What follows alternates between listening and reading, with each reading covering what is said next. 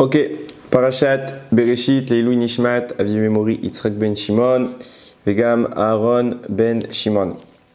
Alors, on reprend le cours des parashiot à son début.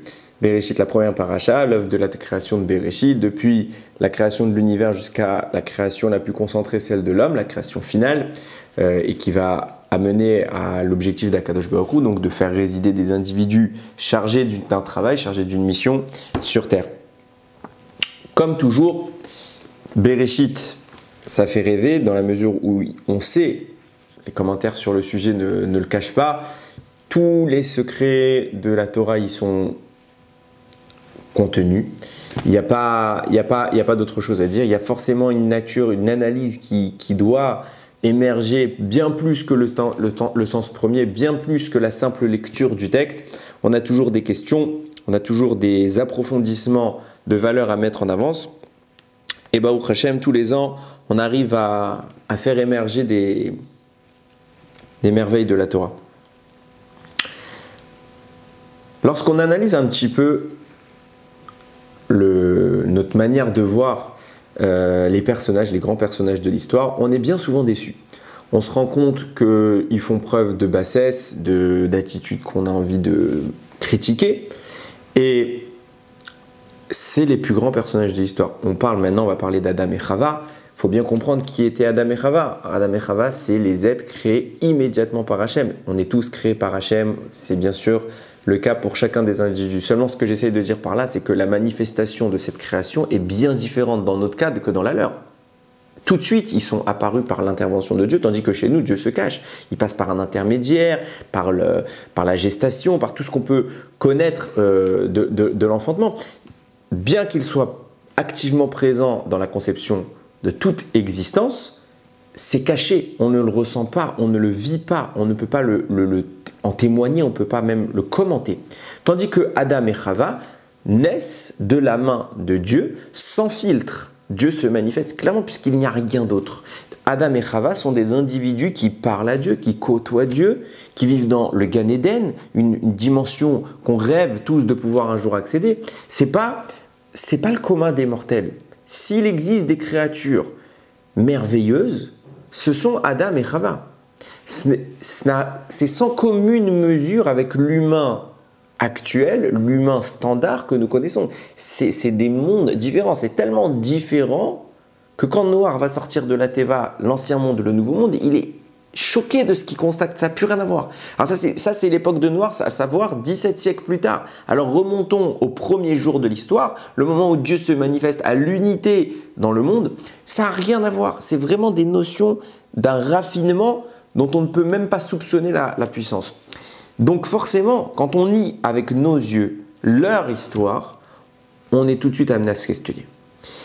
On va parler maintenant d'un sujet qui est loin d'être évident, qui est extrêmement profond, comme à chaque fois dans Bereshit, on a de quoi dire. Pendant longtemps, j'avais une question sur le sujet, et Baruch Hashem, voilà, il fallait attendre l'année 5782 pour enfin comprendre vraiment la profondeur des choses, et ça nous explique. Vous savez, souvent on a des problématiques dans la Torah qu'on n'arrive pas tout de suite à solutionner. Il faut parfois se montrer patient parce que quand on arrive à la solution, avec le temps, qu'Akadosh Baruch Hu nous aide à grandir, qu'Akadosh Baruch Hu nous dévoile toujours un peu plus, on arrive à la solution, on s'émerveille de se dire combien cette solution est grandiose et combien elle englobe des notions qu'on n'en avait même pas imaginées. Donc moi je vais parler maintenant de la pensée de Chava en fautant. Pas en fautant, Mechila, immédiatement après sa faute. Tout de suite après, quelle est sa réaction? On connaît l'histoire. Adam et Chava sont les deux premiers êtres créés, du moins les premiers êtres tels qu'on les connaît.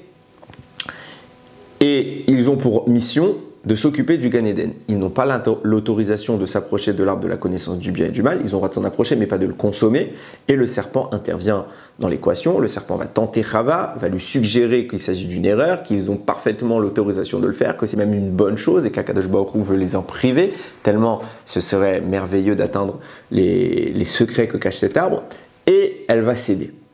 Chava succombe à la tentation du serpent et goûte du fruit.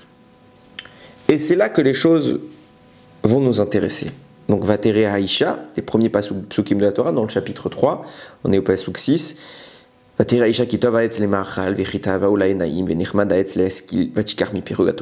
que c'était un bel arbre, qu'il a attiré, qu'il est attractif, qu'il a l'air bon. Donc elle en a pris, elle a mangé.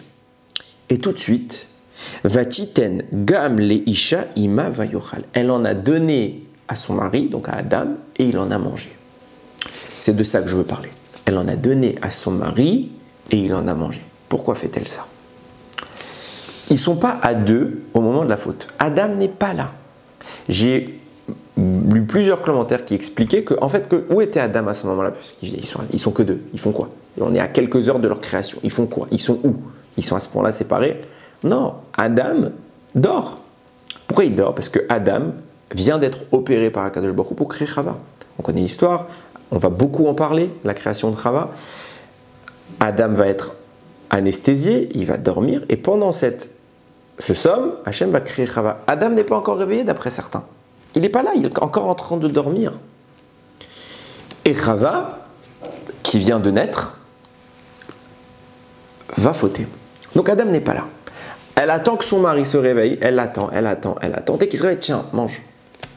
Ils se rencontrent par une avéra, la plus grave de l'histoire. Tiens, mange. Rashi tout de suite nous explique quelle était l'intention de Chava. Et c'est là que ça commence vraiment à nous poser des questions. Rashi dit, elle a eu peur. Elle savait. Mais pas tant la mort, hein, pas tant de la punition. C'est pas ça qui l'inquiète le plus, Chava. Elle n'a pas peur d'Hachem. C'est même pas qu'Hachem arrive et la gronde, la punisse. Non. Elle a peur de quelque chose de beaucoup plus grave. Pour elle, du moins. Et qui va nous choquer. Elle a peur qu'en mourant, Adam se retrouve seul et épouse une autre femme qu'elle. Il va tomber dans les bras d'une autre. Voilà la préoccupation première de Chava. J'ai fait une bêtise, c'est pas grave. Je vais mourir, c'est pas grave. Aïkar, que mon mari n'aille pas voir ailleurs. Mais t'es morte. Maintenant, tu devrais mourir. Bon, elle savait pas qu'elle allait survivre, mais en tout cas. C'est quoi ma préoccupation? Et c'est tellement dérangeant, c'est tellement préoccupant qu'elle va aller jusqu'à le faire fauter, le rendre passible de mort, le redescendre à un niveau extrêmement bas. Elle va lui dire, mange, j'ai fauté, tu fautes, mais pas l'un sans l'autre. Pourquoi? Mais ça te fait quoi? C'est pas grave. Peut-être que toi, tu es passible de mort. Attendez, vous imaginez que, Chas v'shalom, mais dans un couple, un des deux serait passible de mort, alors les deux doivent mourir parce qu'il ne faudrait pas que l'autre se refasse sa vie. C'est de la folie. Personne ne pense comme ça. Même quelqu'un de faible, il ne pense pas comme ça. Ah, il doit mourir. Maintenant, c'est pas pour autant que l'autre, il ne doit pas vivre. Chava ne veut pas laisser Adam. Elle aime, c'est bien, c'est beau.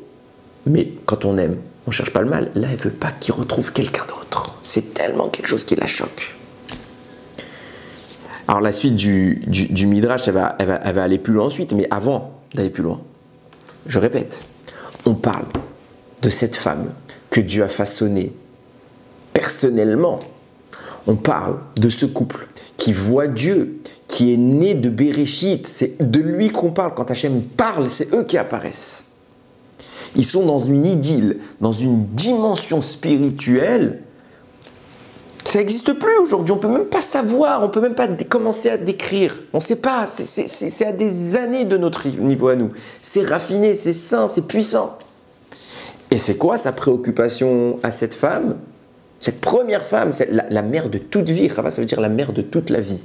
C'est le fondement de l'humanité, c'est Chava et Adam. Et Chava, puisque c'est elle qui va l'engendrer. Le fondement. Quelle est sa préoccupation? Mon mari, il est hors de question qu'il pense à autre chose qu'à moi. Elle est ultra possessive. Alors, d'être possessive quand il y a lieu de l'être, c'est bien. Mais dans ce cas-là, c'est dénué de sens, c'est absurde, c'est bas, c'est même médiocre. De notre point de vue. De notre point de vue, je dis bien de notre point de vue. Pourquoi je dis ça? Parce qu'il est évident, tout ce que j'essaye de dire depuis le début, c'est que ce n'est pas nous, ces gens. Ils ne pensent pas comme nous, ils ne voient pas comme nous. Ils ont une approche du divin qui nous transcende. Et quand on juge, comme je viens de le faire volontairement, c'est C'est parce qu'en fait, on juge du bas ce qui se passe en haut, mais on ne sait pas c'est quoi le détail. Il est clair, net et précis que Chava, c'est pas concevable ce qu'elle dit. C'est pas du tout dans sa tête. On le voit souvent. J'ai pas d'autre exemple que de le dire. On le voit souvent pour les Gdolim. Dans la Torah, on voit les grands personnages, ils se font en permanence critiquer. Au moindre écart de conduite, la Torah les affuble des surnoms, des titres les plus graves. On a traité Shlomo d'idolâtre. David, il est comparé à un homme débauché avec Bathsheba. Je ne vais pas rentrer dans les histoires, mais ils n'ont rien fait. Quand on lit l'histoire, et la Gemara le dit, tout celui qui pense que David a fauté, qui dit que David a fauté, se trompe. Il n'a pas fauté. À son niveau, c'est une faute. Mais en réalité concrète, il n'y a rien. Pour nous, c'est rien. C'est même pas concevable. Et quand la Gemara après explique, quand on va analyser les cas, on va se rendre compte que sur le plan technique, sur le plan moral, il n'y a rien à reprocher, ils n'ont rien fait de mal. Au contraire, ils ont fait quelque chose de même sain, de profondément bon. Mais c'est vrai qu'à leur niveau, il y a quelque chose. À leur niveau, parce que ça n'a rien à voir avec nous. Nous, on est beaucoup plus bas qu'eux. Donc nous on ne comprend même pas où est le problème. Quand on analyse, il n'y a pas de problème. À leur niveau, où on demande plus d'efforts, oui, il y a un problème. Chava, maintenant, où est-ce qu'il est son problème? À son niveau, ce qu'elle va faire maintenant est mal. D'accord? Mais moi, ce que je vais démontrer, c'est qu'à notre niveau, c'est pas mal. Ça ne veut pas dire que c'est bien. Ça veut bien dire qu'elle a été punie pour ce qu'elle a fait.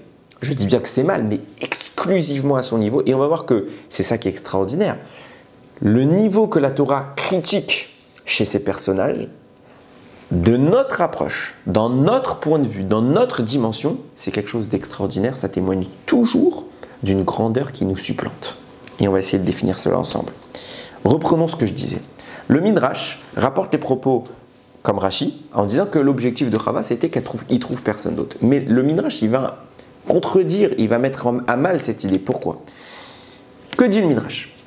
Elle va voir Adam, elle a fauté, elle lui explique, voilà, j'ai fauté. Et conséquence de mon acte, je dois mourir. Tu crois quoi? Tu crois qu'Hachem, il va te créer une autre créature, une autre femme, une autre Chava, et que tu vas te marier avec elle? Faux. Pas possible. Pourquoi pas possible? En kol chadash tachat hashemesh. Depuis qu'Hachem il a fini la création de Chava, la dernière créature, plus rien n'est créé. Donc il ne va pas créer. Il ne créera plus, il a dit qu'il ne crée plus. Donc tu n'auras pas de nouvelle Chava. Alors deuxième option, tu crois peut-être que tu dois rester tout seul, que tu vas rester seul dans le monde? Non. Pourquoi? Parce que le monde a été créé pour être habité. Et si moi je meurs, Chava, il n'y a plus d'habitation. Donc Adam, je te l'annonce, t'es bloqué avec moi. T'es bloqué avec moi. Donc mange. Si tu ne manges pas, il y a une inconsistance dans le monde, une contradiction dans la volonté d'Hachem. Tu es obligé de manger. Adam mange. Elle a argumenté, elle n'est pas bête. Seulement, on a tout de suite un problème d'argumentaire. D'un côté, Rashi nous dit, son objectif profond, c'est qu'elle n'aille pas voir quelqu'un d'autre. Donc il a peur qu'il y ait une deuxième Chava. Et dans son argumentation du Midrash, elle lui dit, mais il ne peut pas y avoir de deuxième Chava. Il n'y aura pas d'autre que moi. Parce qu'Hachem ne criera plus. Alors de qui t'as peur? De qui t'as peur? Qu'est-ce qui peut se passer pour qu'Adam tombe dans les bras d'une autre? Il n'y a pas d'autre. Il n'y a pas d'autre pour qu'il aille voir. Hachem ne criera pas d'autre et t'es la seule. Donc il va aller chez qui? Alors c'est vrai qu'on avait vu l'année dernière. Il faudrait relire ou revoir le shiur pour mieux comprendre ce que je vais dire, mais je vais le dire très brièvement, ce n'est pas mon propos. Il y avait d'autres humains. Le Zohar dit il y avait d'autres humains sur terre. Mais Adam n'est pas amené à s'unir avec eux. Donc le propos reste le même. Adam doit s'unir avec une personne de sa dimension et c'est Chava. Donc s'il n'y a pas de personne de sa dimension et qu'il n'y aura pas d'autres personnes de sa dimension, qu'est-ce que tu as peur? Il va aller voir qui? Ton argument c'est j'ai peur qu'il aille voir une autre femme. Mais il n'y a pas d'autres femmes et il n'y aura pas d'autres femmes. Alors il va voir qui? C'est ça la question. Et c'est un vrai argumentaire qu'on se pose. C'est une vraie contradiction contre l'argumentaire. Et c'est là qu'on doit amener, on doit s'aborder, se restreindre plus précisément à comprendre la création de Chava. Il faut comprendre que Chava, c'est une créature particulière, à bien des égards. D'ailleurs, la Torah en parle en deux temps. La création de la femme n'est pas immédiatement dite, mais elle est simultanée à l'homme. On voit ça au tout début. Premier chapitre, Hachem narre la création du monde. Dans cette narration, on en arrive à l'homme. Vaïvra Elohim et Adam Betsalmo, Dieu créa l'homme à son image. Betselem Elohim bara oto, à son image il l'a créé, à l'image du divin. Zachar unkeva bara otam, mâle et femelle, il les a créés. Dès le début, la Torah nous dit le mâle et la femelle. Donc Rava est là. Quand on parle ici de la création, on est dans le premier chapitre de la Torah, le chapitre créateur, on nous parle de Rava. Seulement, elle n'est pas mentionnée. Elle est mentionnée en tant qu'entité interne d'Adam. Il y a une notion qui s'appelle Adam qui englobe mâle et femelle. Et naturellement, Rava est là. Mais elle n'est pas là. Ça veut dire quoi? Elle est physiquement présente, mais elle est textuellement absente. La Torah continue et elle revient sur la création dans le chapitre 2. Et que dit-elle? Vemer Hashem Elohim, Hashem dit, L'otov eyot ha'adam levado. C'est pas bon que l'homme soit seul. Si l'homme est seul, ça veut dire qu'il n'y a pas de femme à ce moment-là. Donc c'est pas bon que l'homme soit seul. Et c'est l'Oezer Kenegdo, je vais lui faire une aide en face de lui. Va y appeler Hashem et Elohim, je saute quelques psukim. Tardema al Adam, Hashem il fait sombrer la torpeur sur Adam pour l'endormir. Va Yishan il dort. Il a pris une de ses côtes, Vaïsgor, Bassar, Tartena, il a refermé la chair à cet endroit. Vaïven, Hachem Elohim et Tatsela, Hachem a créé à partir de la côte, Hacher la Karmidam qu'il a pris de Adam, Leisha en tant que femme. Il a créé cette côte pour en faire une femme, Vaïvea, El Adam, et El Ha Adam, il l'a présentée à Adam. Là, on nous parle concrètement d'une création qui n'existait pas et qui est apparue. Hachem prélève une portion d'Adam Arishon et en fait la femme. Rashi pose la question de cette analyse. Pourquoi deux histoires de création? Alors, Rashi va donner le sens simple. Il va dire sens simple, Hachem il a fait une narration générale, puis après il revient au cas par cas pour détailler un peu plus ce qui s'est passé. Ça c'est le sens simple. Rashi va maintenant d'après le sens. Il commence d'ailleurs par ça, il termine par le sens simple pour donner un sens de lecture, mais il revient il commence par le début en parlant du sens profond. Il dit en réalité, sache que Adam Arishon a été créé, il le dit à 2 reprises, sache qu'Adam Arishon a été créé Zachar Venekeva, mâle et femelle. C'était une seule entité et qui se donnait le dos. Il y avait 2 faces. Un côté l'homme, l'autre côté la femme. Dos à dos. Et par la suite, qu'est-ce qu'Hachem a fait? Il a séparé les 2 étapes, les 2 dimensions. Le mâle se distingue, la femelle s'identifie. Les 2 êtres font leur apparition. Explication de Rashi, on comprend pourquoi. D'un côté, on nous parle Zachar Venekeva. On nous dit, ils ont été créés mâle et femelle. En effet, ils ont été créés mâle et femelle. De l'autre côté, Hachem crée la femelle à partir de l'homme. Ça répond bien à notre propos. Seulement, alors, déjà dans cette manière de comprendre, on va tout de suite se rendre compte qu'elle n'est pas unanime. L'Agmara rapporte qu'en réalité, ce que Rashi dit, c'est l'opinion des avis de l'Agmara. Il y en a en réalité 2. Rav et Shmuel s'opposent dans l'Agmara. Sur quoi s'oppose-t-il? On va parler maintenant du segment par lequel Akadosh Baruch Hu va créer la femme. Quel est l'endroit, quelle est la partie du corps que réellement Hachem a prélevé? Alors vous allez me dire, c'est écrit la côte. Eh bien c'est faux. D'après beaucoup, c'est pas d'après tout le monde en réalité, c'est pas la côte. La côte vient ici témoigner d'une idée. La côte se lit Tsela, et Rashi le rapporte, et l'Agmara le rapporte. Tsela peut aussi vouloir dire le côté. Comme on voit dans le Mishkan, le Tsela HaMishkan, le côté du Mishkan. C'est écrit textuellement dans la Torah, c'est une manière de lire le mot Tsela. Donc viennent Rav et Shmuel nous dire, premier avis, comme Rashi a dit, 2 êtres dos à dos, et sur le côté, Akadosh Baruch Hu a commencé à prélever l'être qui était à l'arrière d'Adam pour faire sortir la femme. Notre avis nous dit, Adam Arishon disposait d'une queue, comme beaucoup d'animaux. Regardez la création, je ne vais pas dire tous, parce qu'il y en a que non, mais grande partie du règne animal dispose d'une queue. Adam dispose d'une queue. Et Akadosh Baruch Hu va retirer cette partie de son corps, et avec ça, il va confectionner la femme. On a 2 avis. Les 2 sont éprouvés par l'Agmara, à savoir que dans l'Agmara, on n'affirme rien sans raison. Donc si l'Agmara, si un Rav apporte une idée, alors naturellement, il doit la démontrer. Et elle est remise en cause par plusieurs problèmes. Donc la Gemara va remettre en cause chacun des deux, et les deux vont s'en sortir. Il n'y a aucune raison de dire que l'un a plus raison que l'autre, du moins textuellement dans l'étude. Pourquoi? Parce que les tentatives sont faites par la Gemara. La Gemara va essayer de contredire et elle ne va pas y arriver. À chaque fois, il y a une réponse, il y a une explication du pourquoi de toute la création de la femme, du point de vue des deux entités dos à dos et du point de vue du segment qui était à l'arrière d'Adam, Arishon, de la queue de l'homme.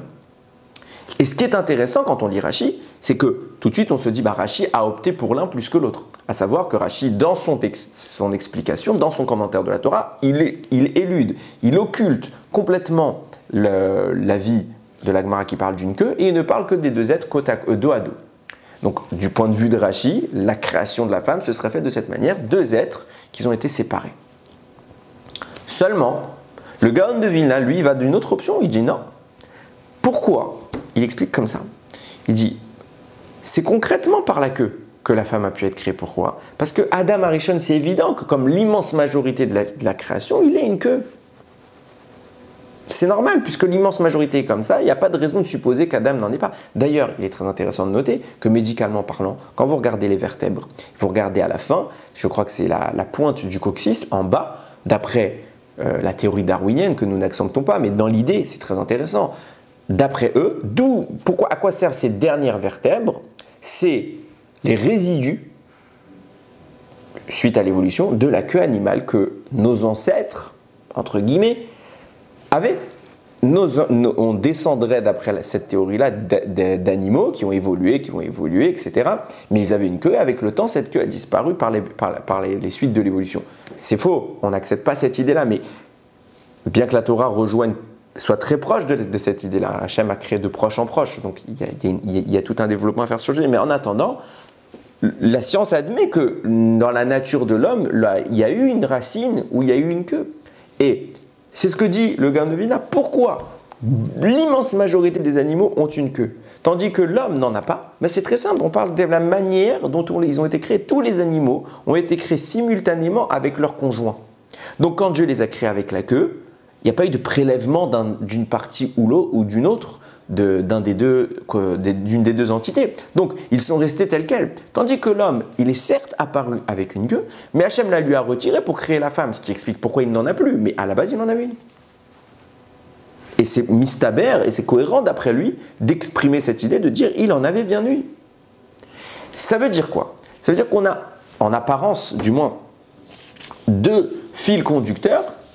D'un côté, un premier avis dans la Gemara, on ne sait pas qui parle, on ne sait pas si c'est Rav ou Shmuel qui pense, donc ça je ne mentionne pas le nom, mais on sait que c'est un des deux, qui pense que l'être humain a été créé en dualité, féminine et masculine, et qui s'est séparé ensuite, et que cet avis est corroboré, enfin est adopté par Rashi, c'est comme ça qu'il décrit l'histoire.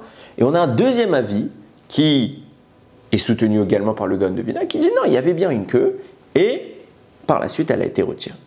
Et c'est à ce moment-là qu'intervient un problème majeur. Et ce problème, j'en ai une fois parlé, mais en très peu de temps, en diagonale, et ce n'était pas mon propos, parce que justement, j'avoue moi-même mes faiblesses, je ne maîtrisais pas le sujet. Et justement, on va essayer maintenant de le maîtriser ensemble. La Torah raconte, à la suite des psukim que je viens de parler, une fois que Chava est présentée à Adam, elle lui est présentée en face, elle a fini d'être créée, tout de suite après, le pasuk 23, dans le chapitre en question, Vemer Adam, Adam voit la femme, il dit Zot apam etzem me'atzamai uvasar mi besari. Cette fois-ci, c'est les os de mes os, la chair de ma chair. Ces mots-là ont un poids extraordinaire. Cette fois-ci. Cette fois-ci, ça signifie quoi? Il y a eu une autre fois. Cette fois-ci, ça me va. Cette fois-ci, Chava, elle est bien. Cette fois-ci, on peut vivre ensemble. On va pouvoir l'appeler, tout de suite, la Torah continue, les autres, Ikaré Isha, qui met Ish Lukechazot. C'est pour ça qu'on va l'appeler Isha, parce qu'elle a été prise de l'homme. Cette fois-ci, ça marche. Ça veut dire, je traduis, hein, il y a une fois où ça a planté. Il y a eu une autre. C'est ça que ça veut dire. Alors, sens simple, il y en a qui expliquent qu'il a regardé tous les animaux, il a vu que ça ne marchait pas, que ce n'était pas compatible avec lui, alors il dit cette fois-ci ça va marcher. Ça c'est le sens simple. Mais concrètement, Il n'aurait pas dû dire ça, il aurait dit elle marche. 7 fois, ça veut dire qu'il y a eu une tentative. On est dans une deuxième fois. Il y a eu une première fois. Et c'est celle-là la bonne. Il y a au moins eu une première fois. Et celle-là maintenant dont on parle, c'est la bonne. C'est quoi cette première fois? De quoi on parle ici? Revenons maintenant, gardons cette question. Revenons au débat de Rav et Shmuel. Rav et Shmuel dans la Gemara, je disais donc deux faces d'après l'un, qu'ils étaient côte à côte, qu'Hachem a séparé, ou une queue. Dans l'exposé fait par la Gemara, quand elle va remettre en cause les deux opinions, les deux avis, elle va apporter des arguments, évidemment. Et la Gemara va apporter l'idée suivante. Elle dit d'après l'opinion qui dit que c'était deux faces. Alors on comprend très bien que la Torah parle de mâle et de femelle. Quand on a cité le premier pasuk du premier chapitre de la Torah, Zachar venekera va baraotam, il les a créés mâle et femelle, donc ils sont apparus simultanément, un mâle et une femelle. C'est vrai, pourquoi? Parce qu'il y avait deux faces, il y avait l'homme et la femme collés, donc ils sont apparus ensemble, ça va. Mais d'après le deuxième avis, qui dit que Chava est constituée à partir de la queue de l'homme. Alors quand Adam naît, au tout début, il n'y a pas de mâle et de femelle, il n'y a qu'un mâle. Et la femelle apparaîtrait plus tard. Grosse question contre l'opinion qui dit qu'elle est venue de la queue, puisque quand il y a la queue, il n'y a pas de femelle. Donc, comment comprendre ce passouk? Eh bien, la Gemara dit non, il faut comprendre comme l'a déjà expliqué un rav qui s'appelle Rabbi Abaou. Rabbi Abaou, il a analysé le passouk, qui dit comme ça, que je le retrouve. Voilà.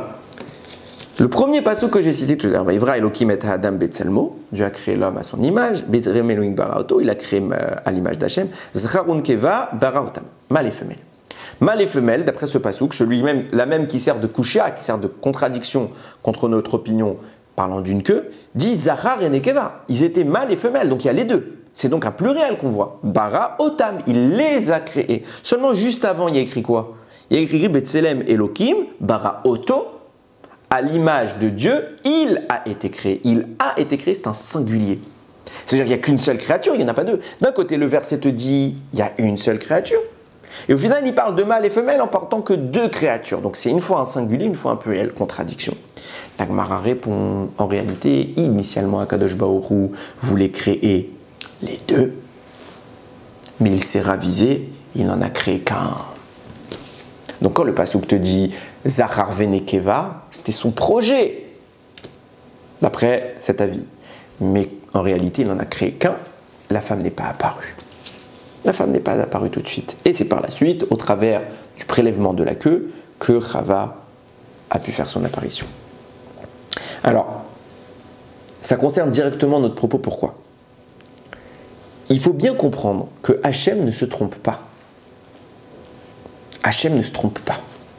Il n'y a pas de tentative et d'échec. Ça n'existe pas chez Hachem. Si Hachem fait quelque chose, c'est déjà bon.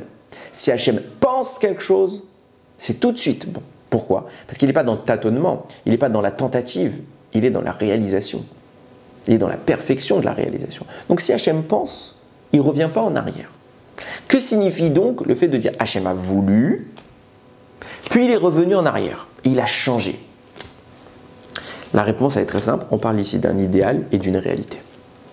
L'enseignement est très connu de Rashi. Rashi au début de la Torah dit Bereshit bara Elokim et hashamayim vet haaretz. Dieu créa le ciel et la terre. Elokim, c'est le nom de Dieu qui fait référence à la rigueur.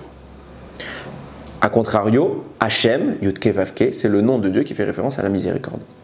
La création de Bereshit se fait par Elokim. Le premier mot qui parle de Dieu, c'est Elokim. Donc Dieu crée un monde de rigueur. Rashi dit, Allah bemarchavto, il a pensé, c'est monté comme ça son esprit de créer un monde de rigueur, voyant que ce monde ne se pérenniserait pas, qu'il ne supporterait pas, qu'il ne serait pas viable. Hachem a modifié le projet et a inséminé la miséricorde pour permettre un équilibre et donc une survie de l'humanité. Là encore, Dieu voulait, mais ne fait pas. Alors si tu sais que ça ne va pas marcher, pourquoi tu veux? Je veux, parce que c'est ce que j'aurais voulu. Je veux, c'est un idéal. Hachem définit ici le projet authentique. Le monde devrait être que rigueur.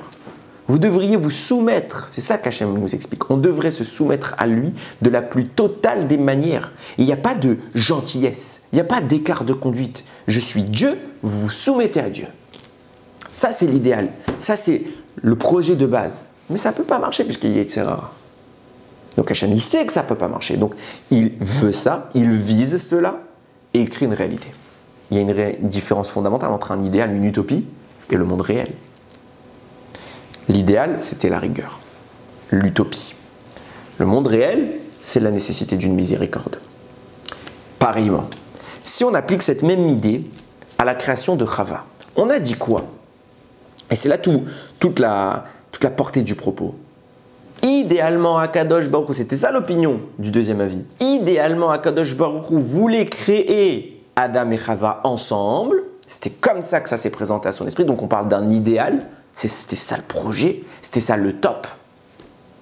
Au final, il s'est rabattu sur autre chose. Ça, c'est deuxième zone. Ça, c'est la nécessité qui s'impose de créer que l'homme. Mais le meilleur aurait été créé l'homme et la femme. Maintenant, il faut bien réaliser l'idée. La Torah, quand elle décrit cet événement-là, cette analyse qu'on est en train de faire de Rabbi Abaoud, de son explication d'un idéal et d'une réalité. Quand on lit Bereshit, lisez tout le premier pasouk, tout le premier Pérek, premier chapitre intégral de la création, le mot Yudke Vavke est absent. Hachem, la miséricorde, n'est pas là. C'est que Elohim. Et quand on parle de la création, c'est que Elohim. C'est qu'au chapitre 2, quand en effet on va revenir un peu sur certains détails, qu'on dit Hachem Elohim. Miséricorde combinée à la rigueur. Ça veut dire quoi? Ça veut dire que la Torah nous parle d'une première création rigoureuse, de justice à l'état pur. Et par la suite, c'est adjointe la miséricorde. De quoi on parle? Il faut bien comprendre que Hachem, sa volonté, c'est lui. Il n'y a pas de distinction entre ce que je veux et ce qui se produit. On est dans le divin. Nous, on veut des choses et on s'arrête à ça. Mais quand Hachem pense, c'est déjà une conception du monde. Et puisque le monde est conçu quelque part dans l'esprit d'Hachem, il est créé. Donc ça veut dire qu'il y a une phase d'apparition de l'univers de rigueur absolue. Puisque dans la première description de la Torah, il n'y a pas la miséricorde. Le monde a existé dans cette dimension. Première étape, c'était la rigueur. Deuxième étape, on adjoint, on rajoute la miséricorde. Donc il y a une double création. Une basée sur la rigueur totale, l'autre sur la miséricorde. Et là, on arrive à deux assertions qui sont contradictoires. Pourquoi? Parce qu'on vient de dire qu'en réalité, si on applique cette même idée à la création de Chava, quand on explique que Dieu, dans sa pensée, c'est déjà une conception, donc le monde existe en version rigueur, et après on ajoute la miséricorde. Pareillement, quand on dit qu'il est venu à son esprit de créer l'homme et la femme simultanément, et finalement Hachem a changé, il a fait que l'homme, ça veut dire que comme c'est venu à son esprit, Dieu a conçu cette idée s'est manifestée. Donc ça veut bien dire quelque chose de contradictoire, en ce sens où la pensée d'Hachem a créé l'homme et la femme en même temps, donc ils sont apparus, ils ont existé simultanément, mais la réalisation du projet, c'était que l'homme. Donc, contradiction, pourquoi? Parce que d'un côté, on vient d'expliquer, il y a eu l'homme et la femme, mais la réalisation, c'est que Chava n'est pas là. Donc elle n'est pas là ou elle est là? Contradiction. Soit elle est absente, soit elle est présente, mais elle ne peut pas être les deux. Et c'est là qu'on en revient à notre question. Zot Hapa'am. Cette fois-ci, Chava que je vois, c'est bien. Insinuant très clairement une autre fois. C'est pour ça que vient le Midrash et il explique, oui, il y a eu une autre Chava avant Chava. Cette Chava qu'on appelle la Chava Rishona. On ne prononce pas son nom, son vrai nom, il est interdit. Mais il y a eu une Chava Rishona. Seulement, quand Akadosh Baruch Hu l'a créé, ça s'est mal passé. Entre quoi et quoi? Entre Adam et elle. Adam est là et il constate, il est éveillé lorsqu'Hachem la crée. Et il voit les nerfs, il voit, le Midrash parle du mucus, du sang, toute la conception interne du corps humain, puisqu'il voit cette apparition, et il n'arrive pas. Il est répugné. Et il dit, je ne peux pas me venir avec elle. J'ai physiquement pas d'attraction pour cette femme. Donc il la refoule et elle disparaît. D'après le Midrash en question, Rabbi Ayevou, il dit elle est retournée à la poussière. C'est pas exactement ça, il insinue quelque chose d'autre par là, on va y venir. Mais en tout cas, cette Rava a disparu. Beaucoup de questions se posent, mais avant d'aller plus loin, on commence déjà à avoir une petite idée de ce qui se passe. On le sent. On commence à voir, on voit qu'il y a eu deux créatures de la féminité. Et on se pose une question qu'on va plus tard vraiment analyser. Là, on survole un petit peu pour rentrer dans le sujet. Je ne comprends pas. Encore une fois. On parle d'Adam. Quoi, Dieu, tu savais pas que ça allait le dégoûter? Parce qu'il a vu quelque chose de pas joli, il est dégoûté. D'accord. Bon, on peut envisager. Tu savais pas, Dieu, que ça allait le dégoûter? Qu'est-ce qui dérange Adam? Et à cause de ça, elle doit disparaître. C'est un critère simplement physique. On parle d'Adam. Qu'est-ce qui t'a dérangé? Quel était le vrai débat? Plus que ça, maintenant, il va falloir qu'on définisse les choses. Il faut revenir sur cette création. Là, on a expliqué, d'après le Midrash, qui nous dit Hachem l'a conçu devant Adam, ça a mal tourné. Le Chida, dans Péné David, il amène il compile un petit peu les récits de Chachamim sur cette créature. D'après, il amène un Rav qui s'appelle Rav Eliezer Nachman Poua. Comment ça s'est passé? Ils ont été créés de la même stature, du même niveau, de la même importance. Les deux créés de la terre. Et le débat va s'installer entre eux. Et il n'est plus temps de savoir, l'objectif de savoir est-ce que se plaise ou non. Et là, on descend encore en strate plus bas. C'est même pas physique. Le débat est savoir qui dominerait l'autre. Qui était l'essentiel de la création? Est-ce que Adam doit dominer sa femme ou est-ce que sa femme doit le dominer? C'est ça le débat. Entre Adam, le premier homme, et sa femme. C'est qui le boss? Malheureusement, il y avait un problème. Parce qu'on ne pouvait pas conclure ce débat. Parce que s'il y avait un critère objectif qui donnait raison à l'un ou à l'autre, alors l'autre aurait perdu, il aurait dit t'as raison, c'est moi qui dois être dominé. Il n'y avait pas. Je parodie, mais c'est ce qui se passe. Il n'y avait pas de critère objectif. Pourquoi? Parce que les deux sont créés à l'identique. Les deux viennent de la terre, d'après cet avis-là. Les deux sont apparus de la terre. Identiques, même stature, même ampleur, même portée. Pourquoi je t'écouterais? Pourquoi je me soumettrais? Adam dit, tu dois te soumettre. Elle lui dit, pourquoi? Toi, soumets-toi. On est dans un débat. On est dans le premier problème de Shalom Bayit de l'histoire. Et c'est quoi le premier problème de Shalom Bayit de l'histoire? À peine au début de la création, l'ego. L'ego. Qui est le boss? Est-ce que j'ai le droit de taper sur la table? Ou c'est ce que la femme qui tape sur la table? Où est-ce qu'on est? Où est-ce qu'on est? On continue. Il rapporte après le Rida d'autres avis qui dit que ce débat, il s'est même immiscé dans l'intimité du couple. Je vais rester pudique et ne pas trop développer ce sujet, mais on va plus loin. On va plus loin. Le Rida dit, suite à cela, la Chava Rishona s'est enfuie et elle est devenue la source féminine du mal. Elle s'est unie au Satan. Et c'est même insinué dans le Midrash. Où ça? Comme je l'ai dit tout à l'heure, Adam a été endormi pour qu'on prélève une partie de lui. Donc, Vayapel Hachem Elohim Tardema à Adam. Hachem a fait sombrer la torpeur sur Adam. Vaïshan, il a dormi. Vaikar Achat Mitzalotav. Hachem a prélevé une de ses côtes. Vaïsgor Basar Tartena. Il a fermé la peau à cet endroit. Vaïsgor, il y a un samer. On l'entend bien. Vaïsgor. Nous dit le Midrash, sache que c'est le premier samer de toute la Torah. Donc, premier chapitre, pas de samer. Deuxième chapitre, il faut attendre le 21e pasouk pour que la lettre samer apparaisse. Jusque-là, rien. Et alors, c'est de mauvais augure, nous dit le Midrash. Samer, c'est la première lettre du vrai nom du Satan. Pas Satan, comme on dit, parce que comme on entend Satan ici, c'est un sin, c'est pas un samer, mais son prénom. C'est Sam, 3 petits points. Samer, c'est l'insinuation du Satan. Pour te dire quoi? Écoutez bien ce que je vais citer ici. Pour t'apprendre que en créant Chava, le Samer symbolique du Satan a fait son apparition dans le monde. En clair, on est en train de dire quelque chose d'effroyable.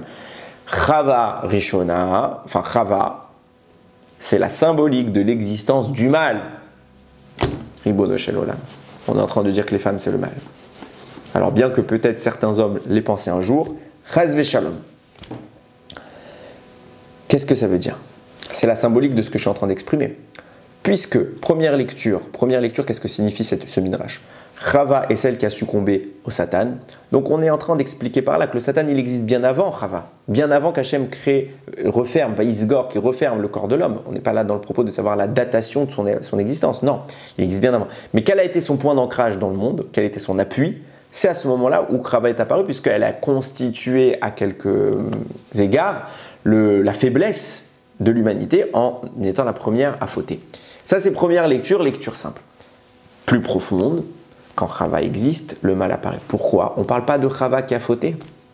On ne parle plus de ça. On parle de justement celle qui était avant elle, la sœur aînée de Chava. Celle-là même qui va débattre avec Adam, va être en désaccord, va s'enfuir et tomber et sombrer dans le mal pour devenir l'existence féminine du mal.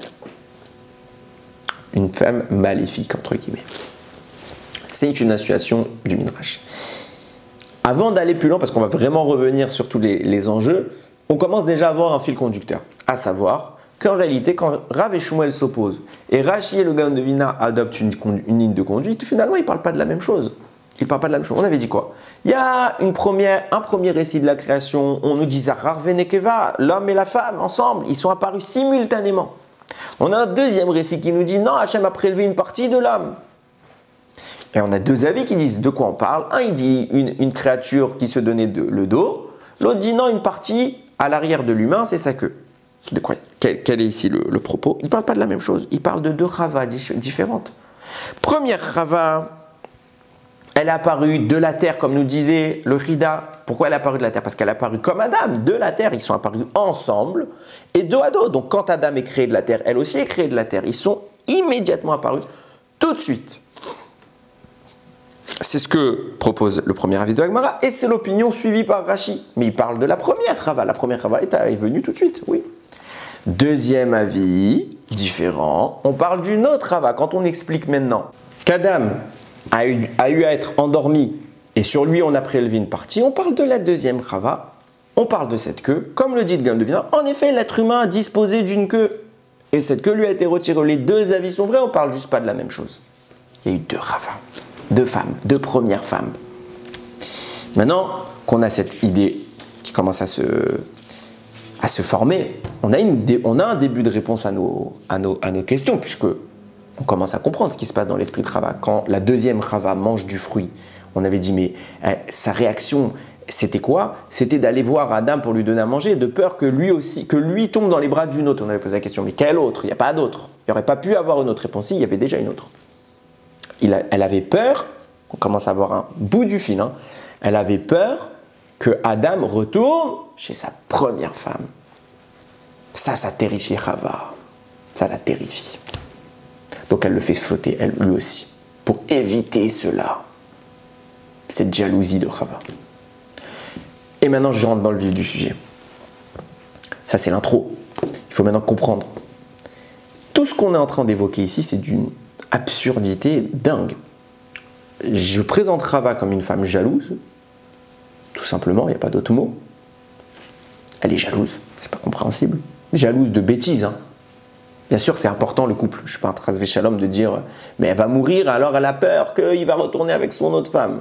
T'as fauté, occupe-toi, maintenant tu vas mourir, c'est ça ta préoccupation, c'est de voir ce qu'il va faire ton mari quand tu seras morte, t'es morte, t'es morte. Objectivement, là je parle sans cœur, mais t'es morte, t'es morte. Et on parle d'une femme qui n'a rien à voir avec nous. Encore une fois, on n'est pas dans des considérations si basses. Deuxième point. Tout ce que je viens de décrire pose les fondements du machisme et de la misogynie. On est en train de dire quoi? On est en train de dire, attends, débat entre l'homme et la femme. Qui est le chef? Qui domine? Eh ouais, ça vole bien haut. Hein. Ça vole pas haut du tout. Qui domine? Et la Torah semble donner raison à Adam. En clair, je traduis. Hein. Quelle est l'erreur de cette première Chava qui va tout lui perdre dans sa vie? Elle aurait dû se soumettre. Elle aurait dû se soumettre. C'est ça qu'on lui reproche. C'est ça la Torah. C'est le début de la Torah. C'est quand même on admettrait l'idée que Adam ne veuille pas être soumis à sa femme. Elle est obligée de devenir le mal. Elle est obligée d'être refoulée à un niveau tel qu'elle devient la source du mal. C'est un déchet public. Bon, tu veux pas, on n'est pas d'accord. Soit, il y avait deux options, on a dit. Soit, ça lui plaisait pas physiquement parce qu'il a vu sa conception. Bon, bah ça te plaît pas, plains-toi à Hachem. Il t'efface la mémoire. Ou s'il veut, il fait autre chose, puisqu'il a bien créé une autre Rava. Mais pourquoi elle doit disparaître? Pourquoi ça doit finir comme ça? Écoute, c'est comme un chidour. Un garçon et une jeune fille sont présentés, ça se plaît, ça se plaît, ça se plaît pas, ça se plaît pas. Shalom, on passe à autre chose dans la vie. Non, c'est une catastrophe. Elle me plaît pas. Ça devient la plus grande bassesse de l'histoire. Mieux que ça, on parle d'Adam. Hein. On parle d'Adam, mieux que ça. Deuxième avis, c'est pas qu'elle lui plaît pas. Elle lui plaît, tout s'est bien passé à la création. Il veut être le chef, elle veut être la chef, et on ne peut pas déterminer. Alors, Hachem donne raison à Adam. Eh ben oui, ma belle, hein. C'est femme au fourneau. C'est soit ça, soit rien. C'est ça la création de la femme. C'est ce que je suis en train de la décrire. Chas v'shalom, évidemment. Et le Chida nous donne une piste de réflexion qui est magistrale. Magistrale. Et voilà pourquoi je ne parlais pas de ça avant. Je ne vous le cache pas. Voilà pourquoi je ne parlais pas de cela avant. Parce que je n'avais pas la réponse à toutes ces questions que je viens de poser. J'ai été moi-même stupéfait en le lisant. Et il faut savoir attendre. Il faut savoir parfois être patient pour trouver les réponses. Et la réponse, elle est complexe, mais finalement très simple. L'analyse est complexe qui va nous permettre d'aboutir à la réponse, mais la réponse, elle est pas si compliquée. Le Chida va évoquer ce sujet en le comparant à un autre. La fin de ce commentaire du Chida qui rapporte toutes les sources, il dit « ça ressemble à l'histoire de Avraham et Sarah qui n'arrivent pas à enfanter » et il nous met une petite note, voire plus loin, Parashat Chayei Sarah, et il nous donne la référence, Baruch Hashem, ça nous fait éviter de chercher bien longtemps. Là-bas, le Chida dit « pourquoi Avraham et Sarah n'enfantent pas ?» Pour la même raison, il renvoie encore autre chose, pour la même raison que Hachem a eu besoin de diminuer la lune. De quoi on parle? Quand vous lisez Bereshit, là-bas, la Torah parle de la création de deux grands luminaires, c'est le soleil et la lune. Et puis après, la Torah dit les deux grands luminaires, hein, et après elle dit « Et ha'ma'or ha'katon, agadol, et ha'ma'or ha'katon ». Elle va les distinguer entre le grand et le petit. D'un côté, nous dit la Torah, les deux sont grands. Au final, elle parle d'un grand et d'un petit. Donc on a une création qui a été altérée. Au début, les deux sont grands, finalement, il y en a un qui est plus grand. Rachid dit, qu'est-ce qui s'est-il passé? Ils étaient en réalité de même nature, de même stature, de même fonction. L'un travaillait le jour, l'autre la nuit, mais il y avait la même chose. Vient la lune et elle se plaint auprès d'Akadosh Baruch Hu, lui disant, maître du monde, il ne convient pas que deux rois se servent, utilisent la même couronne. Que fait Hachem? T'as raison, ma fille. Il la restreint, elle est petite, et il crée les étoiles avec ça. Il crée les étoiles. Vient le Chida, dit, le mot employé par la lune, il est extrêmement évocateur. Il ne convient pas que deux rois utilisent la même couronne. Il dit comme ça, il ne convient pas. Le mot utilisé, que deux rois utilisent la même couronne, c'est yishtameshu, les ishtamesh. Ok? Ce mot-là, il est utilisé pour dire l'utilisation ici, mais il a un autre sens. Il parle des rapports conjugaux. Quand la Torah, dans la halakha c'est régulier, quand on parle des rapports intimes, on dit tashmish amita. Tashmish amita. L'utilisation du lit en français littéral. Mais ça fait référence à l'union conjugale. Donc, si on traduit, il ne convient pas que deux rois s'unissent sur la même couronne. Qu'est-ce que ça signifie? Et il explique une notion très profonde. Il dit, la lune, le soleil, sont tous deux grands. Ils sont tous deux parfaits. Deux entités identiques, de même ampleur, n'ont rien à prendre l'une de l'autre. Pourquoi? Parce que tout ce que tu as, je l'ai. Tout ce que tu n'as pas, ben je ne l'ai pas. On a la même chose. On est la même chose. On est la même dimension. On est la même puissance. Donc, j'ai rien à prendre de toi. Et tu n'as rien à prendre de moi. Il ne peut pas y avoir d'union dans cette configuration des choses. Pourquoi? Parce que qu'est-ce que l'union? C'est la fusion. C'est quelque chose que je récupère chez le conjoint et que le conjoint récupère chez moi. Et de cette combinaison va émerger la vie. Pour qu'il y ait combinaison, il faut qu'il y ait possibilité d'un échange, possibilité d'un manque. Quelqu'un dispose d'une chose que l'autre n'a pas. Si les deux sont de la même dimension, il n'y a rien à prendre. De façon encore plus profonde. La Lune dispose d'un tout. Elle est une entité parfaite. Si elle le reste, pareillement pour le Soleil, un des deux, s'il le reste tous deux, il n'y a pas de manque. Qu'est-ce que c'est qu'un enfant? Un enfant vient finalement combler un manque. Combler un manque. Ça s'exprime par le titre même de l'origine de la vie, la femme. Nekeva en hébreu. Le féminin se dit Nekeva. Nekeva vient du mot Nekev, un orifice, un espace, une cavité. Une cavité veut dire un espace vide. Un espace vide qu'on peut emplir par autre chose. Ça veut dire que la base, le fondement du don de la vie se fait par l'existence d'un manque à combler. La Lune et le Soleil sont les deux grands luminaires. On ne parle pas encore des étoiles. Pourquoi? Parce qu'ils sont tous deux grands. Et ils ne manquent de rien. Leur entité se suffit à elle-même. Ils ne peuvent pas concevoir. Ça veut dire quoi concevoir? Quand la Lune se plaint, dit « Mais Hachem, on n'est que deux !» C'est ça sa plainte. On est deux. Et pourquoi on est deux? Parce que mon problème, c'est qu'on va rester deux. Parce que les Ishtamesh, on ne peut pas deux rois chez Ishtamesh ou s'unir sur la même couronne. Parce qu'on est sur la même dimension, on ne peut pas s'unir. Il faut que l'un de nous deux ait en lui la disposition d'un manque. Pas d'un manque en tant que critique, en tant que défaillance, mais d'un espace à combler. Tant qu'il n'y a pas d'espace à combler, il n'y a pas de place pour autre chose. Et il faut créer cet espace pour donner la vie. Et donc Hachem, c'est ça l'argument de la Lune, elle vient le voir, elle dit Hachem, il n'y aura que le Soleil et moi. Pourquoi? Parce qu'on prend toute l'entité, on prend tout l'espace à nous deux. Pour envisager autre chose que nous, il faut une cavité, il faut un nekev, une nekeva. Et il faut qu'il y ait une dimension féminine. La féminité est par définition ce qui laisse place à autre chose. Et Hachem la restreint.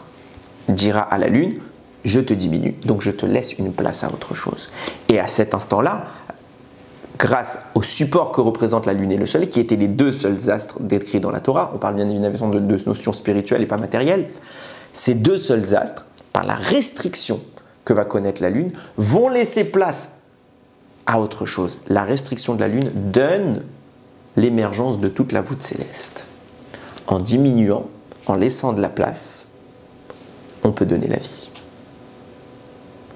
Pareillement pour Abraham et Sarah. Sarah et Abraham sont parfaits, sont immenses, sont titanesques. Il n'y a de place pour rien d'autre qu'ils se suffisent les deux à eux-mêmes. Il n'y a pas besoin d'autre chose dans le monde que Abraham et Sarah.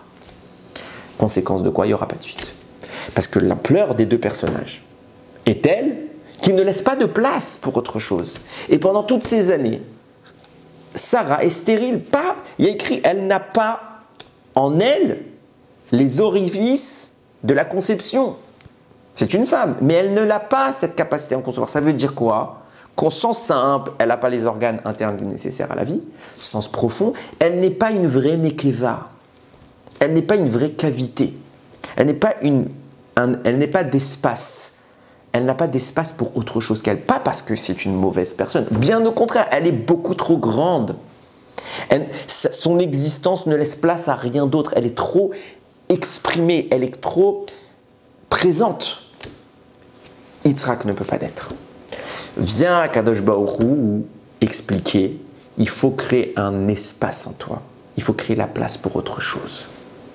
Et c'est lorsque Sarah permettra de scinder son entité que Yitzhak pourra naître. Et c'est intéressant, lorsque on analyse les choses plus en avant, c'est la base même de la création du monde que je suis en train de décrire.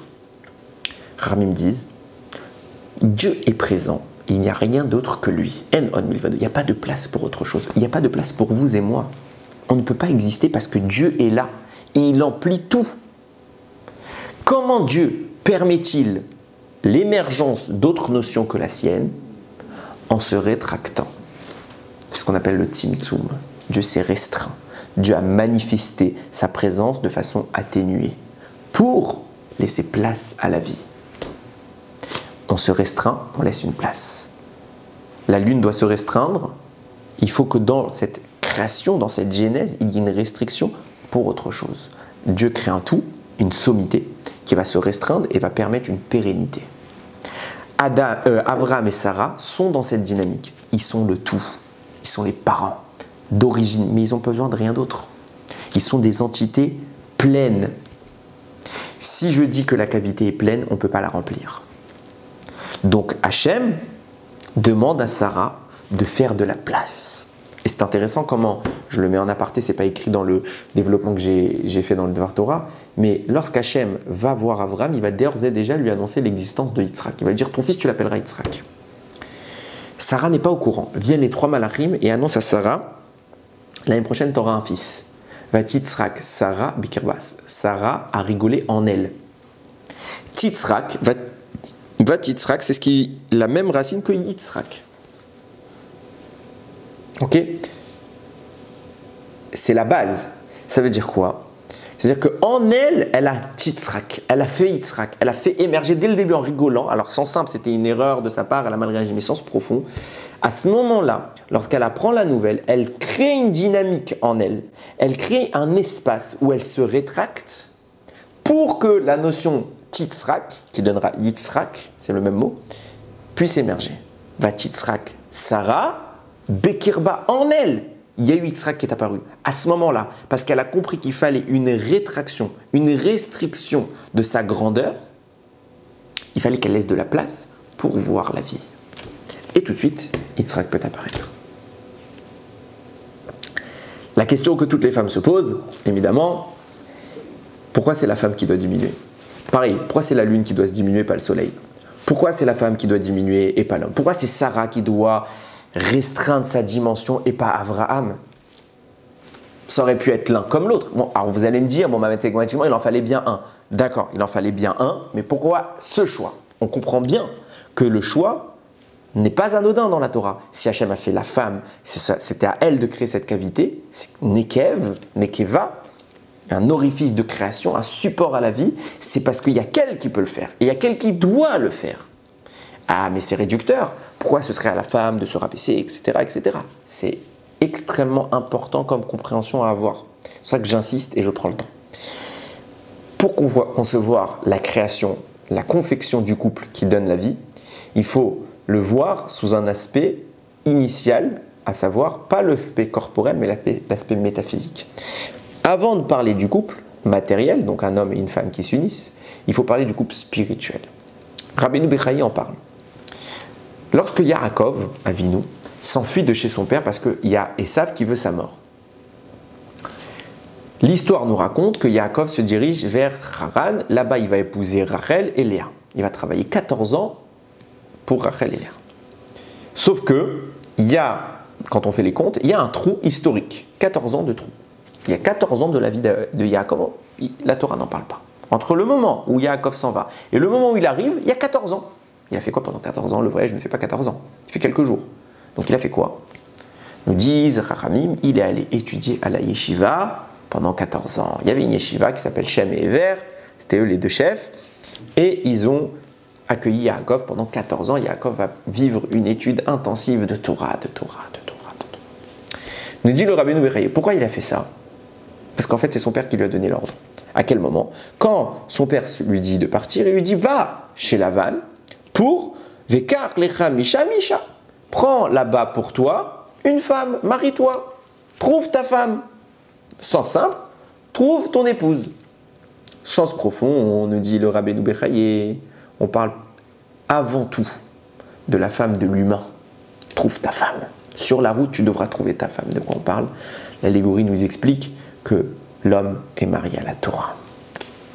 Trouve la Torah, étudie la Torah, perfectionne-toi dans la Torah et tu créeras ta femme spirituellement. Et une fois que tu créeras ton couple au travers de la Torah, il va se manifester matériellement. C'est pourquoi Yaakov a étudié 14 ans pour créer la neshama de son couple.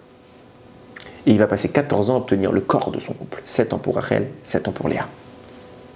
Il y a une double dimension qui apparaît. Rachel et Léa, physiquement, étudient 14 ans spirituellement.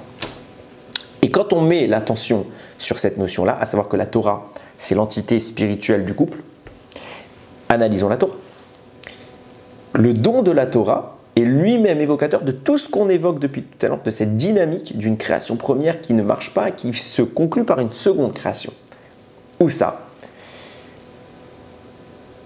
Dernier pasouk de toute la Torah. Vezot haberacha, le dernier. Il écrit Ulchol ayad achazaka.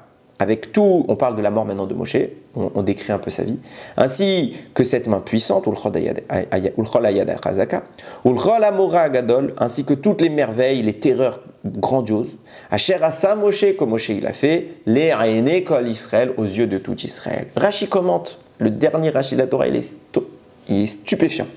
Ulchol ayad achazaka, c'est quoi la grande force de Moshe? C'est qu'il a reçu dans ses mains les louchot. C'est ça la force de Moshe, il a reçu les louchot.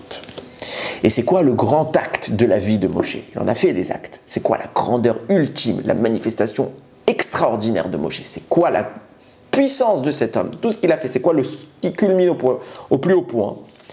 Les Énécoles Israël, devant tout Israël, qu'est-ce qu'il a fait? Il a pris ces tables qu'il a reçues, cette force. Il a pris les tables, il les a cassées.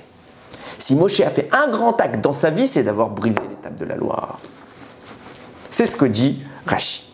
Ramban, dans la fin de son commentaire sur ce passage, il amène toute une idée et à la fin il amène une autre idée.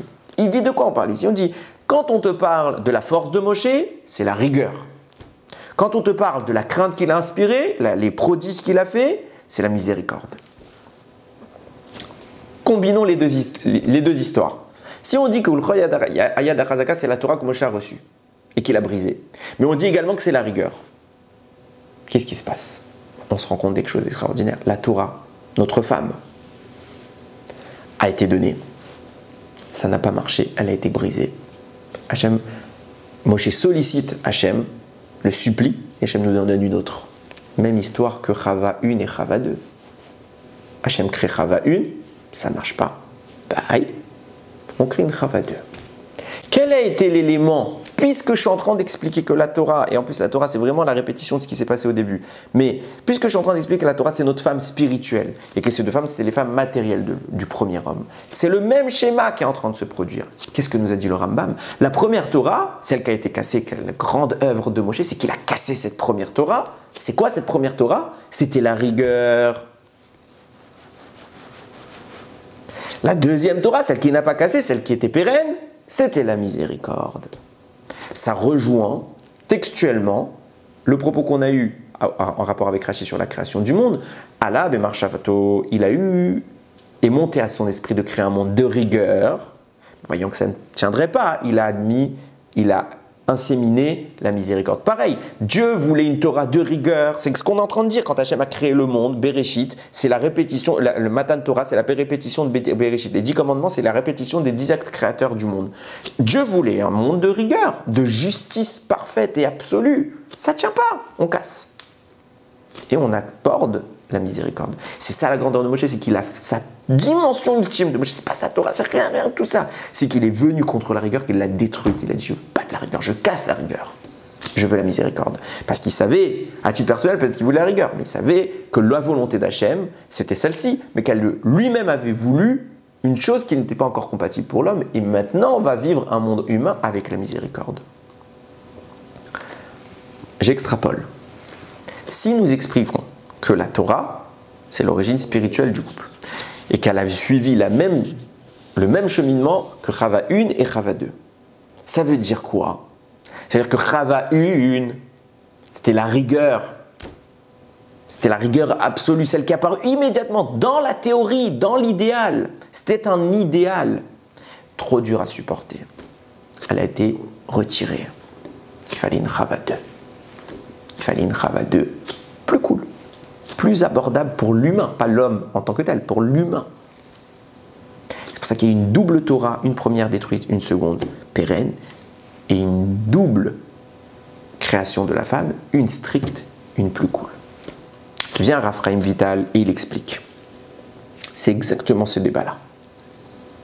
Exactement ce débat-là dans la Lune. Non, c'est pas Raphaïm Vital qui disait. D'abord, je reprends mon propos, et après je reviens à Raphaïm Vital. La Lune et le Soleil, les deux sont deux entités concomitantes, elles sont pareilles. Sauf que quoi? La Lune, elle évolue quand? La nuit. La nuit, c'est la force de la rigueur. Preuve en est, c'est la Lune qui va venir accuser, dire ça ne marche pas. C'est elle qui vient se plaindre, c'est la force d'accusation, c'est elle qui plaide. Hachem dit, toi, t'es mon projet de base, je t'aime, mais t'es trop dur. Ça ne marche pas. Je change. Si on doit diminuer un, c'est lequel? C'était ça le débat en fait entre la Lune et le Soleil. Qui doit être diminué? Qui doit dominer? Comme tout ce qu'on est en train d'expliquer depuis tout à l'heure. Qui doit dominer? Mais on ne parle pas d'entité ni masculine ni féminine, de taille, de lumière ou de lune ou de planète ou de quoi que ce soit. Qui doit dominer? La rigueur ou la miséricorde? La rigueur vient dire, ben c'est moi qui dois dominer, je suis le projet initial. La miséricorde lui répond, oui, mais tu ne tiendras pas la route. C'est moi qui dois dominer. Réponse, David Amener nous dit, c'est un Télim, Olam Chesed Ibané. Le monde est créé par le Chesed, par la bonté, la miséricorde. Le monde n'existe que par cela. On ne peut pas vivre autrement. Du coup, qui doit se restreindre? C'est la rigueur. Pas parce qu'il y a une supériorité, pas parce qu'il y a une hiérarchie, parce qu'il y a une nécessité.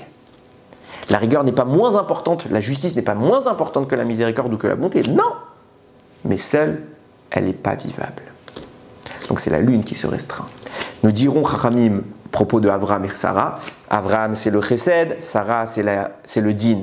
Avraham c'est la bonté, la miséricorde, Sarah c'est la rigueur. Attention, ne pas prétendre que Sarah représente le mal et qu'Avraham représente le bien. Non, c'est l'incarnation spirituelle. Parce que les deux dimensions existent et elles doivent fusionner, cohabiter. Sarah c'est le din. Avraham, c'est la miséricorde. Les deux sont très puissants, les deux vivent ensemble et c'est très bien, ils se suffisent à lui-même. Si tu veux donner une suite à l'humanité, Hachem l'a dit depuis la création du monde, la miséricorde doit l'emporter sur la rigueur. Alors on réduit la rigueur. C'est ce que Khamim nous dit. Sarah va atténuer sa rigueur et elle va donner naissance à Yitzhak qui lui-même est une rigueur parce qu'il vient de Sarah. C'est pour ça qu'il va devoir être sacrifié lui-même. La Kedat Yitzhak, c'est ça le secret. Revenons à ce que je disais. Les deux cheminements se suivent. Maintenant, revenons à ce que je vous ai dit tout à l'heure concernant Raphaïm Vital. Raphaïm Vital, l'élève du Harizal, il explique de manière un peu plus concrète. Sache que dans le ciel, il y a deux dimensions de la rigueur. La première s'appelle Léa, la justice à l'état pur, celle-là même qu'Hachem voulait en tant que projet pour la création, et celle-là même sur laquelle il s'est ravisé. Il existe une deuxième justice, et vous avez deviné comment elle s'appellera, Rachel, qui elle est plus atténuée, plus douce, plus viable, plus humaine peut-être. Les deux existent. La première entité spirituelle a donné naissance à la première Chava. La deuxième entité spirituelle a donné naissance à la deuxième Chava. Puisque Léa apparaît sous les traits de Chava, première. Justice à l'état pur. Justice à l'état pur. Comme la lune, je suis la justice à l'état pur. Elle va débattre avec Adam, qui lui va représenter la miséricorde. On ne parle pas des messieurs, on parle de l'identité spirituelle. Qui domine? C'était quoi ce débat? Qui domine? On est créé les deux en même temps. Adam, Chava, on est créé pareil. C'était ça les deux histoires, on est côte à côte. On est deux faces d'une même entité. Parce que la justice et la miséricorde sont deux opposés.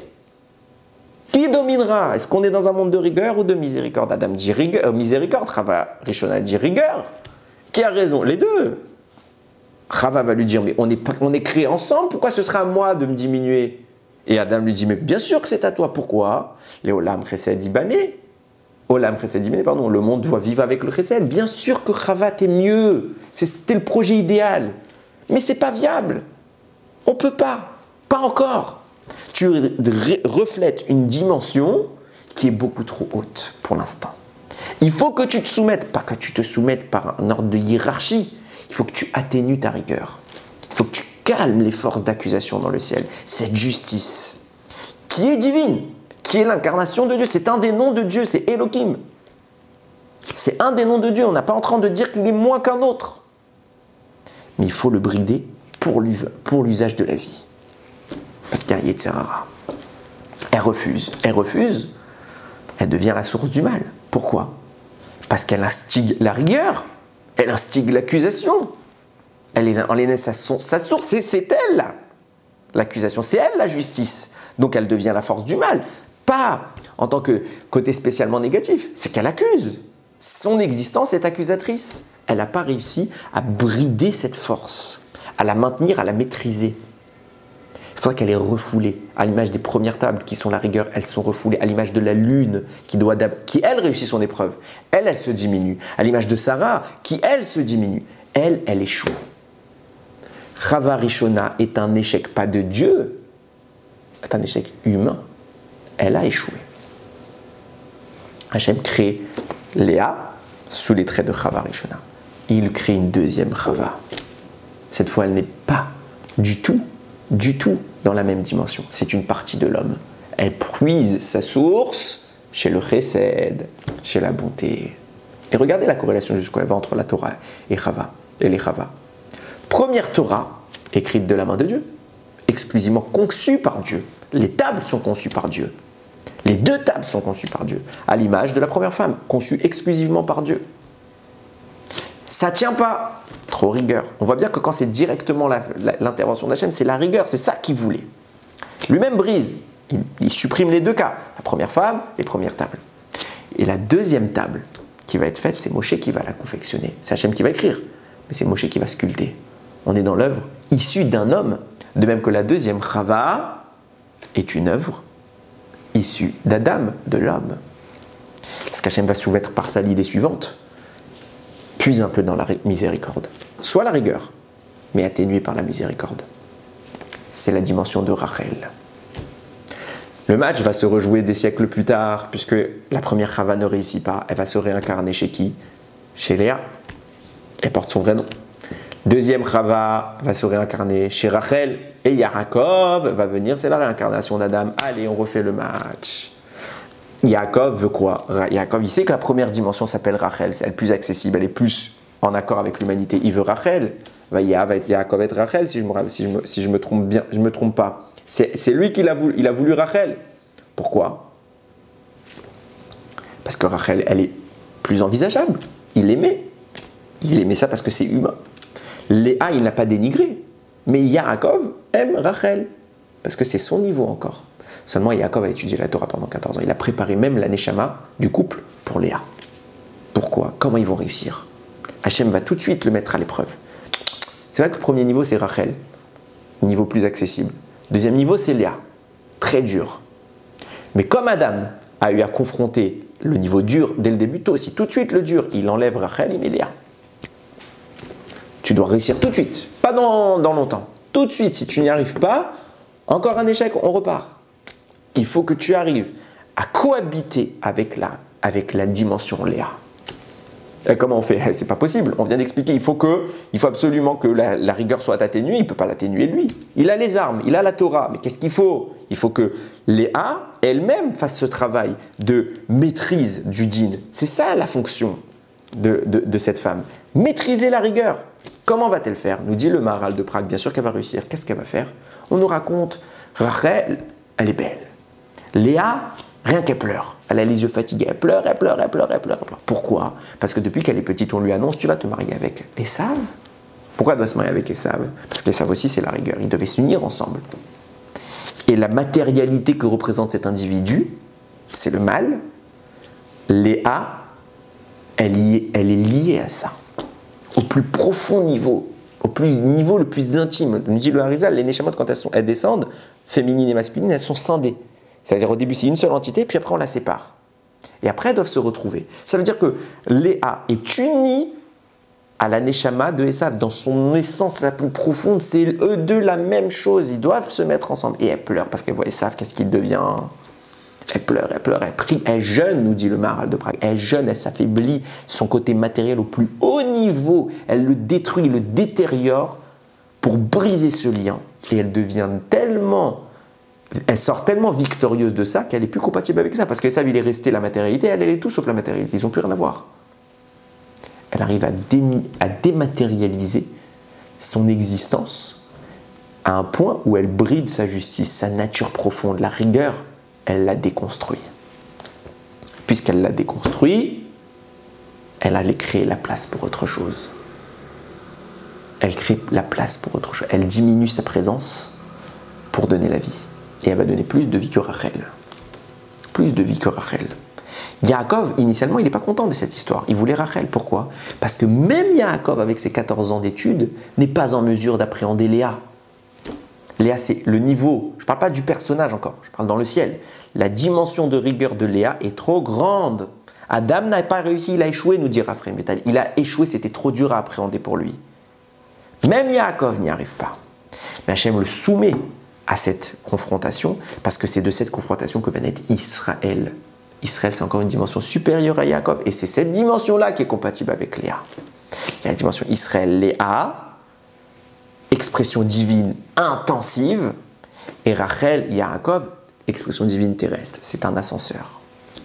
Les deux doivent exister. Et là se définit plus en avant le rôle dont on évoque depuis tout à l'heure. Pourquoi c'est la femme qui doit se diminuer? Pourquoi? On ne parle pas d'une diminution de l'existence, on parle d'une maîtrise de la rigueur.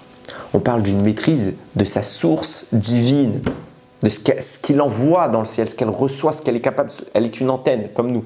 On est les deux une antenne. On est des relais, l'un du chesed, l'autre de la rigueur. Chacun doit maîtriser dans une dimension qui est la sienne. Le rôle qu'avait Chava était cette maîtrise, cette capacité d'influencer la rigueur, la justice dans le ciel. Et ça, elle a échoué.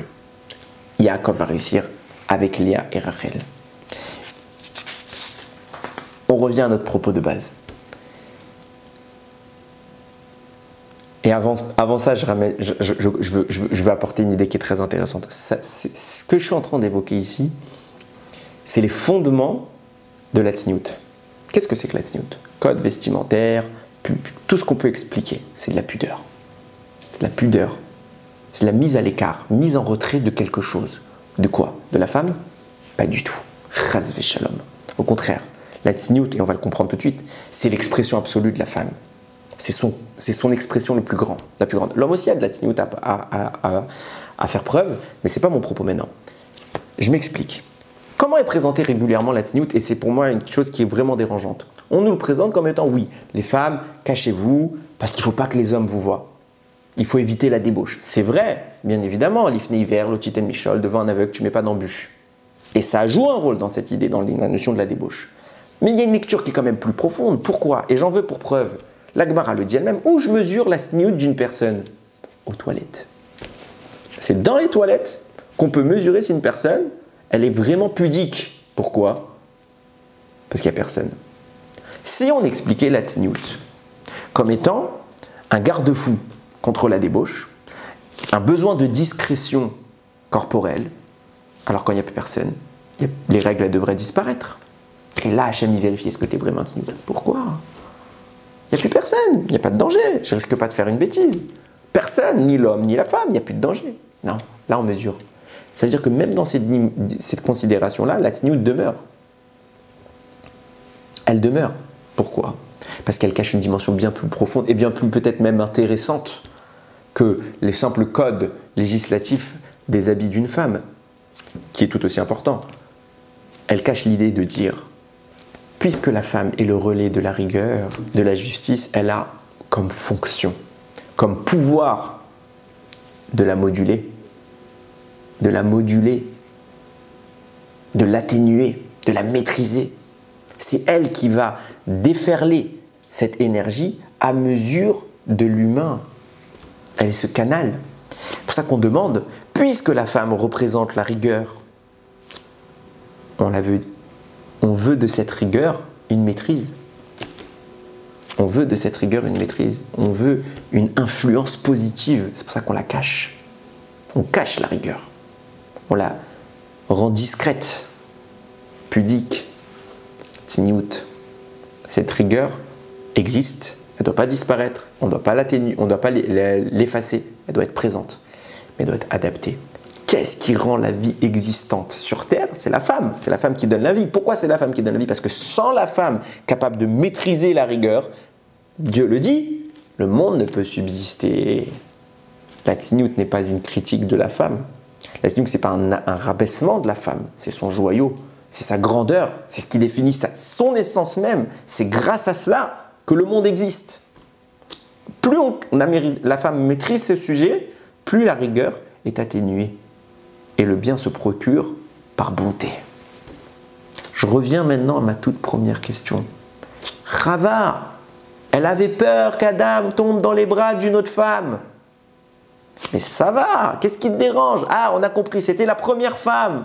Mais et alors, tu dois mourir peut-être maintenant. C'est ça ta préoccupation, qu'elle retourne dans les bras d'une autre femme, de son ex-femme. Mais tu vas peut-être mourir, c'est ça ton problème? Oui, c'est précisément ça mon problème. Pas l'entité physique. Adam a refoulé la première Chava parce qu'elle a refusé d'atténuer la rigueur. La deuxième Chava est née parce qu'elle est l'expression d'une rigueur maîtrisée, viable. Chava, deuxième du nom, craint de quoi? Craint de voir Adam, par nécessité, retourner dans les bras de la première Chava, signifiant par là réaffirmer le besoin d'une rigueur totale pour le monde. Si Adam, c'est ça qu'elle lui dit, il n'y aura pas d'autre création et le monde va être vide. C'est ça qu'elle lui dit. Si Adam, tu retournes auprès d'elle, parce que j'ai fait une bêtise. Moi, ma préoccupation, ce n'est pas de mourir. Ma préoccupation n'est rien de tout ça. Ma préoccupation, c'est quel sera l'avenir du monde. Je suis censé être la mère de toute vie. Qu'est-ce que sera l'avenir de ce que je suis censé amener dans ce monde? Est-ce que ce sera la rigueur? Chose qu'Hachem a garantie comme étant le déclin de la vie, l'éclin de l'humanité. En clair, est-ce que le monde que je laisse derrière moi va se pérenniser ou va disparaître? Adam, c'est ça mon problème. Si tu retournes auprès d'elle, je suis prêt à te faire fauter pour ça. Pour pas que la rigueur domine ce monde. Parce que ma fonction à moi, c'est de moduler la rigueur. Ta fonction à toi, c'est d'exprimer le chesed. On n'a pas le même rôle. Moi, je veux faire mon rôle. Maintenant, je vais peut-être disparaître. Et mon rôle va disparaître avec moi. La rigueur va revenir. Chava s'exprime dans sa nature la plus profonde. C'est là qu'elle apparaît en tant que vraie Chava. Et c'est peut-être pour ça qu'Hachem va la laisser en vie. Parce qu'elle veut continuer son rôle. Elle a fait une erreur, mais elle veut continuer son rôle. Et on se posait la question, mais comment elle peut descendre à une telle bassesse? C'est telle grandeur. C'est une grandeur, c'est pas une bassesse. C'est ce qu'elle a voulu faire, c'est de la grandeur, comme je le dis toujours pour les grands personnages. Nous voyons le mal à première lecture, il cache le bien. Ah, mais quelle est sa faute? On ne comprend pas. On ne sait pas. Elle n'aurait pas dû faire ça. Qu'est-ce qu'elle aurait dû faire? Je ne sais pas. C'est ça que je dis. Qu'est-ce qu'elle aurait dû faire? Je ne sais pas. À son niveau, c'est une faute. Mais quelle est son intention profonde? C'est la grandeur. Elle affirme son existence en disant « J'existe et je dois vaincre le din, je dois vaincre la rigueur. La miséricorde doit l'emporter. C'est le but de ma création. » C'est ça le secret de Chava. C'est ça tout le débat qui est dans ce petit rachis. Elle ne voulait pas qu'elle retourne chez une autre femme.